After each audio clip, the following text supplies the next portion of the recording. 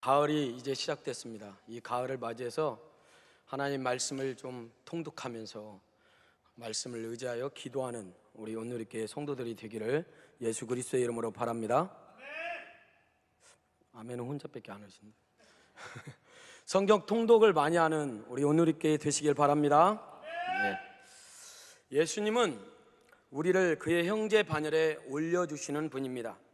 그는 우리를 형제 자매로 부르기를 부끄러워하지 아니하십니다. 이것과 유사한 표현이 히브리서 11장 16절에서도 잘 나타나고 있습니다.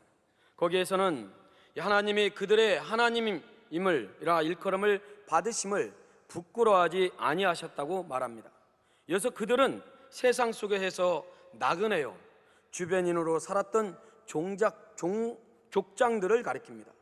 하나님은 세상에서 부끄러운 존재들이었던 이들과 자신을 하나로 묶으십니다. 그리스도께서도 우리에게 동일하게 행하십니다. 그는 세상의 부끄러운 존재들인 우리를 부끄러워하지 않으시고 오히려 우리를 그의 형제 자매라 불러주십니다. 그러나 우리는 어떠합니까? 우리를 높이기 위해 십자가를 지신 그분을 부끄러워하고 있지는 않습니까? 십자가의 주님이 부끄러워 그를 자꾸만 다른 것으로 포장하려 하지는 않습니까? 우리를 부끄러워하지 않으신 주님을 우리가 부끄러워해서는 안 됩니다. 오히려 그가 높여주신 우리의 주의를 그와 함께 무난히 누리고 감사할 줄 아는 그리스도의 사람들이 되어야 합니다.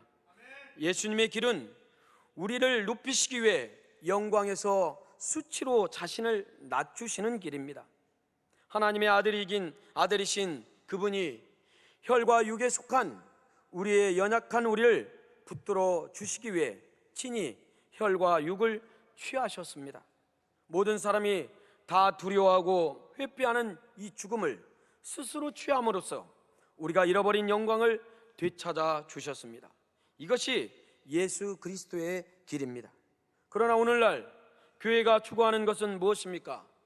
낮은 것을 바라기보다 높은 곳만을 바라보며 섬김보다 영광의 길만을 추구하고 있습니다. 그리스도의 길을 따르려 하기보다는 그리스도를 이용하려고만 합니다. 우리의 관심이 왜곡되면 우리는 그리스도께서 이루신 일을 행할 수 없습니다. 모든 사람이 잃어버린 창조의 영광을 회복하는 길을 보이려면 교회는 그리스도와 함께 낮아짐의 자리에 서야 합니다. 예수님의 성육신, 이 십자가의 부활 사건은 인간이 다 이해할 수 없는 하나님의 신비입니다. 수많은 사람이 하나님의 아들인 인간이 되셔서 곧 굳이 고난을 당하셔야 했던 이유를 이해하지 못합니다. 그러나 성경은 그 모든 고난 속에 담긴 주님의 깊은 사랑을 우리에게 보여줍니다. 예수님은 많은 아들들을 이끌어 영광에 들어가게 하시기 위해 친히 고난을 당하셨습니다. 원래 우리가 받아야 할 고통을 하나님의 아들이 대신 받으셨습니다. 우리를 구원하기 위해 주님이 고난을 당하셨습니다. 많은 사람이 고난을 자기가 지은 죄의 대가라고 생각합니다. 그러나 주님의 십자가를 믿는 사람들은 죄의 속박에서 벗어나 고통을 이길 힘을 얻게 되는 것입니다. 본문 11절에서 13절까지 말씀을 보십시오. 예수 그리스도께서 고난을 받으심으로 하나님의 택함을 받은 자녀들은 구원의 영광에 이르렀습니다. 그래서 예수님은 구원의 창시자입니다. 하나님은 예수 그리스도의 고난을 통해 구속의 은혜를 베푸셨고 그리스도는 온전히 하나님 뜻에 복종하셨습니다. 또한 우리의 구원자 되시는 예수 그리스도는 우리와 함께 형제라 불리는 것을 부끄러워하지 않으셨습니다. 예수 그리스도는 성자 하나님이시지만 그를 믿어 하나님의 자녀가 된 우리와 형제 자매가 되는 것을 기뻐하십니다. 우리는 하나님 안에서 그리스도와 함께 한 형제요 자매가 된 것입니다. 이것은 너무나 놀라운 은혜입니다. 죄로 인해 죽었던 마땅한 피조물인 인간이 그리스도를 믿어 창조주 하나님 바로 예수 그리스도의 형제 자매가 된 것입니다. 이제 우리는 예수 그리스도의 형제와 자매로서 동일하게 하나님의 영광을 위해 찬송해야 합니다. 우리와 예수 그리스도는 근원부터 다른 존재입니다. 우리는 흙으로 지음을 받은 피조물에 불과합니다. 하지만 예수 그리스도는 성자 하나님이시며 만물을 존재하게 하신 창조주이십니다. 우리 또한 그리스도로 말미암아 존재하게 되었습니다. 예수 그리스도는 우리의 구원을 위해 기꺼이 자신을 희생했고 우리가 예수님의 형제요 자매가 된 것을 기뻐하십니다. 그 구원의 창조자이신 동시에 우리의 형제요 친구가 되어주신 예수 그리스도만을 찬양하는 우리 온누리교회 모든 성도님들이 되기를 예수 그리스도의 이름으로 바랍니다. 본문 14절 15절 말씀을 보십시오. 인간은 혈과 육에 속했기에 죽음을 두려워합니다. 어떻게 하면 죽지 않을까 궁리하며 일생을 죽음의 종으로 삽니다. 하지만 예수 그리스도는 이 땅에 육신의 몸을 입고 오셔서 죽음의 권세를 깨트리셨습니다. 예수님은 죽으셨다가 3일 만에 부활하심으로 죽음의 권세를 이기셨습니다. 인간의 몸을 입고 오신 주님은 죽음의 세력을 잡은 마귀를 멸하셨습니다. 사탄을 멸하는 무기는 십자가에서 죽으신 그리스도를 믿는 믿음입니다. 예수님은 죽기를 무서워하여 한평생 종노릇하는 모든 자를 죽음에서 자유하게 하셨습니다. 영원한 생명의 주님을 믿는 사람들은 고난을 견딜 능력을 얻습니다. 예수 그리스도께서 죽으시고 사망 권세를 이기사 부활하신 것을 알기 때문입니다. 그리스도의 부활은 죽기를 두려워하는 자들에게는 영원한 소망이 됩니다. 예수 그리스도는 우리의 부활이요 생명이 되십니다. 요한복음 11장 25절에서 26절에 나를 믿는 자는 죽어도 살겠고 무릇 살아서 나를 믿는 자는 영원히 죽지 아니하리라고 말씀하고 있습니다. 사랑하는 성도 여러분, 우리는 영원히 죽지 않는 예수 그리스도를 내 삶의 주인으로, 내 삶의 늘 주권자로 인정하고 시인하며 자랑하는 삶이 되기를 예수 그리스도의 이름으로 바랍니다. 본문 16절 말씀을 보십시오. 주님이 십자가 죽음을 통해 잠시 동안 천사보다 낮아지셨던 이유는 천사가 아니라 아브라함의 자손을 붙들어 주시기 위함이었습니다. 어떤 신화나 전설들은 보이지 않는 이 천상의 세계를 말하기도 합니다. 그러나 대부분 죄로 인한 이 세상의 슬픔과 아픔, 고통에는 별로 관심이 없습니다. 2000년 전 예수님은 신화나 전설이 아니라 우리의 삶 한가운데에 들어오셨습니다. 친히 고난을 당하심으로 말씀하신 모든 것을 지키셨고 이루셨습니다. 지금도 우리와 함께 하시는 이 주님은 고난 중에 아브라함의 자손들, 바로 우리 성도들을 붙들어 주십니다. 본문 17절에서 18절까지 말씀을 보십시오. 믿지 않는 사람들, 예수님이 세계의 성인 중에 한 명에 불과하다고 말합니다. 인간으로 오셨기 때문에 믿을 수 없다고 말하기도 합니다. 그러나 주님이 범사의 형제들과 같이 되신 이유는 영원한 나라에서 우리를 형제로 삼으시기 위해서였습니다. 자비하고 신실하신 이 대제사장이신 주님은 친히 고난을 당하심으로 우리의 죄값을 치르셨습니다. 이 땅에 오셔서 인간으로 호흡하셨고 인생의 희로애락을 겪으셨던 예수님의 말씀은 고난 중에 있는 성도의 삶에 새로운 숨결을 불어넣습니다.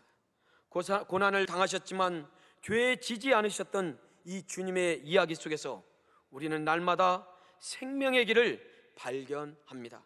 시험과 고난을 당하신 주님은 시험받은 우리를 능히 도우실 수 있는 분입니다. 복음의 말씀을 믿는 사람들은 고난을 당할 때 스스로 죄값을 치른다고 생각하지 않습니다. 주님이 다 지불하셨음을 믿기 때문입니다. 힘들 때 눈물 흘릴지언정 외로이 죽어가지 않습니다. 죽으시고 부활하신 주님이 함께 계심을 믿기 때문입니다. 마지막 호흡을 다할 때까지 그 믿음으로 살아가는 하늘나라 백성이 되기를 예수 그리스도의 이름으로 바랍니다. 말씀을 적용하면 그리스도의 탁월성은 믿음 생활의 견고한 기초가 됩니다. 오늘 본문에서도 계속해서 천사와 비교하여 그리스도의 탁월한 점을 소개하고 있습니다. 천사가 불꽃으로 역사하고 바람으로 역사하면 주님은 탁월하신 분이기 때문에 더 큰 불꽃으로 역사하고 더 놀라운 바람으로 역사해야 하는 것이라고 우리는 생각하기 쉬운데, 하나님은 전혀 다른 신비한 방법으로 그리스도의 탁월성을 증거하십니다. 그것이 무엇입니까? 바로 십자가입니다. 본문은 십자가의 위대성을 말하면서 크게 두 가지 면을 강조하고 있습니다. 그것이 무엇입니까? 지극한 겸손입니다. 본문 11절 말씀을 함께 읽겠습니다. 거룩하게 하시는 이와 그러므로 형제라 부르시기를 부끄러워하지 아니하시고, 믿는 사람들은 주님 안에서 다 한 형제입니다. 그래서 서로 형제라 부를 수 있습니다. 그래서 교회에서 직분을 다 없애고 형제라고 부르는 교회도 있다고 합니다. 주님께서 우리에게 형제요 했다고 해서 직분을 다 없애고 형제라고 부르면 우리는 어떻게 해야 할까요? 우리가 주님에게 주님이라고 하지 않고 형제라고 한다면 한국 문화에서는 신앙의 문제를 떠나서 버릇없게 여겨지지 않겠습니까? 형제라는 호칭은 나이 많고 높은 위치에 있는 사람, 나이가 적고 낮은 위치에 있는 사람에게 그의 자존감을 높여주기 위한 겸손의 표현입니다. 그런데 나이도 어린 사람이 형님뻘, 아버지뻘 되는 사람에게 형제라고 한다면 그것은 신앙을 떠나서 기본 인격을 의심받게 만듭니다. 주님이 우리에게 형제라는 호칭을 사용한 것은 주님의 지극한 겸손을 우리에게 보여준 것이고, 우리도 겸손한 삶을 살라는 것이지 우리와 다 똑같다고라고 자기를 높이는 삶을 살라는 것이 아닐 것입니다. 그러므로 앞선 사람을 앞세워주고 높은 사람을 높여줘야 합니다. 그리고 항상 겸손한 자세를 가지고 연약하게 여겨지는 자를 형제로 삼는 삶을 실천하는 우리가 되기를 예수 그리스도의 이름으로 바랍니다. 또 죄로부터 거룩하게 변화시켜 주십니다. 본문 12절 13절 말씀을 함께 읽겠습니다. 이르시되 내가 주의 이름을 내 형제들에게 선포하고 내가 주를 교회 중에서 찬송하리라 하셨으며, 또 다시 내가 그를 의지하리라 하시고, 또 다시 볼지어다 나와 및 하나님께서 내게 주신 자녀라 하시니. 거룩함이란 이 세상에서 하나님의 것으로 구별된 상태입니다. 하나님이 받으실 만한 깨끗한 상태를 말하는 것입니다. 구약에서는 하나님께 제사 드렸던 특별한 사람, 바로 선택받은 도구, 특별한 날들을 거룩하게 구별했다고 말했습니다. 예수님은 우리를 대신해 죽으심으로 예수님을 믿는 자들을 거룩한 존재로 만들어 주셨습니다. 주님 우리를 자신의 한 근원에서 나게 하셔서 형제라고 불러주셨습니다. 이것은 우리가 그리스도와 함께한 하나님 아버지를 섬기는 일에 쓰임받도록 구별해 주신 것입니다. 태극기 휘날리며라는 영화가 있습니다. 6.25 전쟁 때 전장에 끌려간 형제의 이야기입니다. 형은 동생을 살리기 위해 치열한 전쟁터에서 목숨을 걸고 싸웁니다. 자신이 훈장을 받으면 동생을 집으로 보내주겠다는 상사의 약속 때문이었습니다.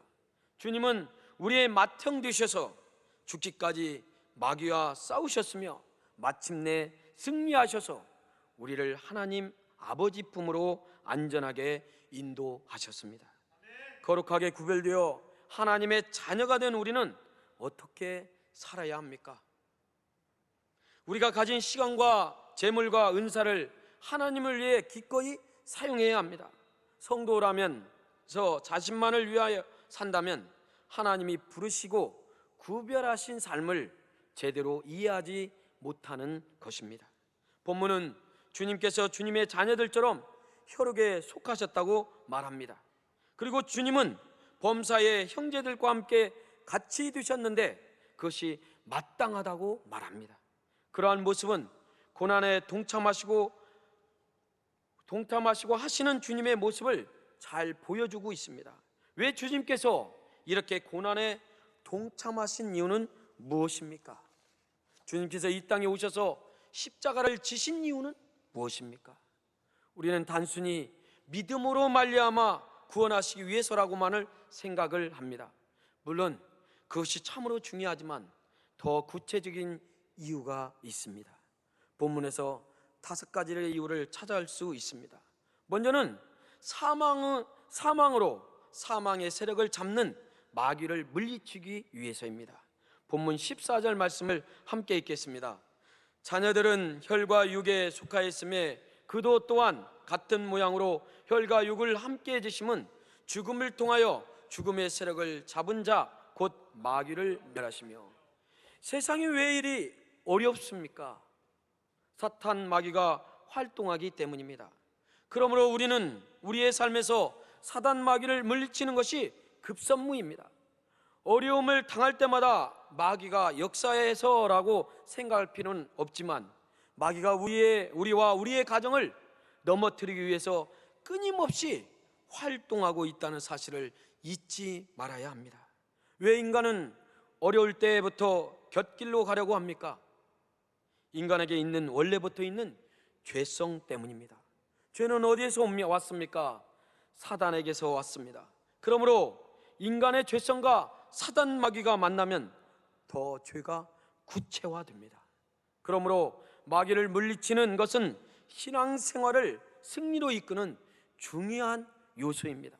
그러나 인간의 힘으로는 사단 마귀를 물리칠 수 없습니다. 그러면 어떻게 사단 마귀를 물리칠 수 있습니까? 십자가로 한 번 사망하셨다가 사망을 정복함으로 말미암아 사망의 세력을 큰 무기로 활용하는 이 사단을 꼼짝 못하게 하는 방법이 가장 유용하고 효과적인 방법일 것입니다. 그래서 그리스도의 십자가와 부활의 역사를 통해서 사단이 한번 크게 질렸기 때문에 그리스도의 십자가만 보면 사단은 꼼짝 못하게 될 것입니다. 십자가 외에는 사단을 이길 수 있는 인간적인 능력이 없습니다. 그러므로 가장 위대한 능력은 십자가입니다. 그처럼 사망의 세력을 잡은 자의 이 마귀를 물리치기 위해서 주님께서는 사망을 경험할 수 있는 혈육으로 십자가를 지심으로 고난에 동참하셨습니다. 그 십자가가 우리의 삶에 예수 그리스도의 흔적으로 드러나기를 예수 그리스도의 이름으로 바랍니다. 죽기를 무서워하여 일생 종노릇 하는 자를 놓아주기 위해서였습니다. 왜 사람들이 사단의 노예가 되는 것입니까? 죽기를 무서워하기 때문에 일생 사단의 종노릇하게 됩니다. 죽음의 공포는 자유를 가진 사람을 종으로 만드는 힘이 있습니다. 예를 들어 어린 학생들을 소매치기로 만들기 쉬운 이유는 그를 잡아다가 굶기고 때리면서 죽음의 공포를 심기 때문입니다. 그러면 그 다음에는 이 죽음의 공포로 일생 소매치기로 삽니다. 또 여학생들을 율락녀로 만들기 어렵지 않다고 합니다. 여학생들을 붙들어다가 일주일만 때리고 굶기고 폭행하면 그 다음에는 스스로 집에 들어가기를 포기한다고 합니다. 아무리 곱게 자란 아이도 일단 그렇게 되면 죽기를 무서워하는 이 본능으로 그것을 빠져나오기 힘들게 됩니다. 그런 경우를 보면 사람들은 간단하게 생각합니다. 잠깐 나와 신고하면 되지. 나는 그런 일을 당하면 신고할 거야. 그러나 말이 쉽지 죽음의 공포에 젖으면 신고도 하지 못합니다. 그렇게 하기 위해서는 죽음의 공포를 물리칠 수 있는 용기가 있어야 하지만 그것은 쉽지 않습니다. 그러므로 경찰이 먼저 강도의 소굴로 찾아주어야 다시 자유를 찾게 됩니다. 사단은 마치 극악한 소매치기 두목과 같은 또 유락과 두목과 같습니다. 그리고 사람은 죽기를 무서워하기 때문에 사단의 노예가 됩니다. 주님께서 혈육이 되어 우리 고난에 동참하시해 주신 것도 강도를 멸하기 위해 대통령이 강도의 소굴로 찾아주신 것과 같습니다. 그래서 죽기를 무서워하여 일생 존노릇하는 자를 다시 자유로운 존재로 만들어 주셨습니다. 얼마나 감사한 일입니까? 아브라함의 자손을 붙들어 주시기 위해서입니다. 본문 16절 말씀을 함께 읽겠습니다. 자녀들은 혈과 육에 속했음에 그도 또한 같은 모양으로 혈과 육을 지으심을 죽음을 통하여 죽음의 세력을 잡은 자 곧 마귀를 멸하시며 16절 같이 읽겠습니다. 이는 확실히 천사들을 붙들어 주려 하심이 아니오 오직 아브라함의 자손을 붙들어 주시려 함이라.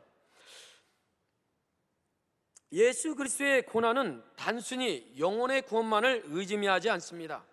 주님은 우리의 영혼을 위해 구원의 길을 여셨을 뿐만 아니라 우리의 삶도 구체적으로 붙들어 주시기 위해서 혈육이 되셨습니다. 요한복음 10장 9절에서 10절은 우리의 영혼이 구원 이상인 것을 우리 주님께서 우리를 위해 베푸셨다는 것을 알게 합니다. 사랑하는 성도 여러분, 우리는 우리의 영혼을 위해 구원의 길을 여셨을 뿐만 아니라 우리의 삶을 구체적으로 붙들어 주시는 그 예수 그리스도의 그 붙들어 주심이 있는 우리의 삶이 되기를 예수 그리스도의 이름으로 바랍니다. 충성된 대제사장이 되어 백성의 죄를 구속하기 위해서입니다.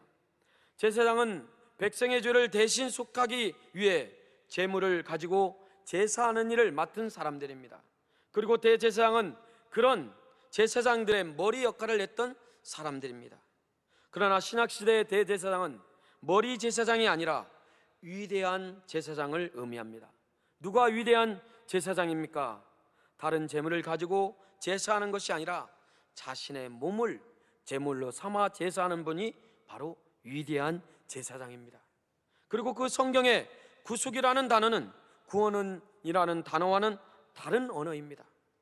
구속이라는 단어에는 구속을 위해서 피의 대가가 꼭 필요합니다. 피가 어디서 옵니까? 혈육이 있어야만 피를 흘릴 수 있습니다. 주님께서 피를 흘려 백성의 죄를 구속하기 위해서 주님은 마땅히 혈육이 되실 수밖에 없었습니다. 사랑하는 성도 여러분, 우리를 위해 아낌없이 자신의 피를 흘리신 그 예수 그리스도가 우리의 삶의 증인이 되고 우리의 고백이 되고 그 삶을 드러내는 우리의 삶이 되기를 예수 그리스도의 이름으로 바랍니다. 또 시험받는 자들을 능히 도우시기 위해서 하셨습니다. 본문 18절 말씀을 함께 읽겠습니다. 그가 시험을 받아 고난을 당하셨은즉 시험받는 자들을 능히 도우실 수 있느니라. 주님도 시험 받으셨습니다. 인간은 시험을 몸으로 느끼셨습니다. 그래서 주님은 시험받은 우리들을 능히 도울 수 있습니다. 물론 주님께서 전지하신 능력으로 인간의 고통을 잘 아십니다. 심지어 주님은 우리의 자신보다 우리의 고통을 더 잘 알고 계십니다. 그래도 그 고통을 몸으로 같이 느껴주시고 돕기 위해서 혈육이 되셨다는 것입니다. 이처럼 우리를 위해 고난에 동참하신 주님 앞에서 우리는 어떻게 해야 합니까? 우리에게도 성육신의 삶이 필요합니다. 그것은 우리 그리스도인에게는 아주 마땅한 일입니다. 우리의 믿음은 머리만의 믿음이 되어서는 안 됩니다. 생각만의 믿음이 되어서도 안 됩니다. 마음만의 믿음이 되어서도 안 됩니다. 입만의 믿음이 되어서도 안 됩니다. 우리의 믿음은 성육신의 믿음, 즉 구체적인 사랑을 펼치는 손끝으로 가는 믿음이 되어야 하고 영혼을 위해서 전도하는 발끝으로 가는 믿음이 되어야 합니다. 그것이 십자가의 의미를 아는 진정한 믿음이 됩니다.